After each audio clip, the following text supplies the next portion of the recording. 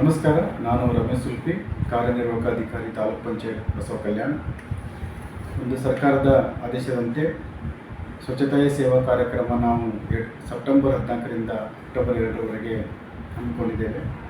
ಈ ಒಂದು ಕಾರ್ಯಕ್ರಮದಲ್ಲಿ ಈಗಾಗಲೇ ನಾವು ಎಲ್ಲ ಗ್ರಾಮಗಳಲ್ಲಿ, ಅಂಗನವಾಡಿ ಶಾಲೆಗಳಲ್ಲಿ, ಆಸ್ಪತ್ರೆಗಳಲ್ಲಿ ಶ್ರಮದಾನ ಹಮ್ಮಿಕೊಂಡಿದ್ದು ಸ್ವಚ್ಛತೆ ಕಾರ್ಯಕ್ರಮ ಕುರಿತು ಅರಿವು ಮೂಡಿಸಲಾಗಿದೆ.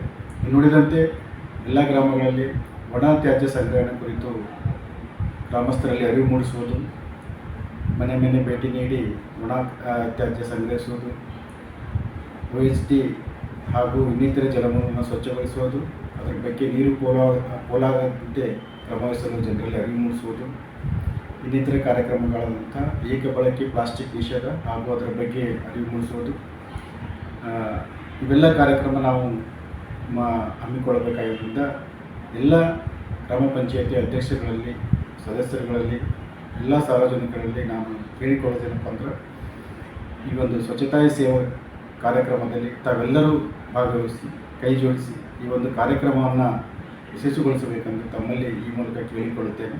ಧನ್ಯವಾದ.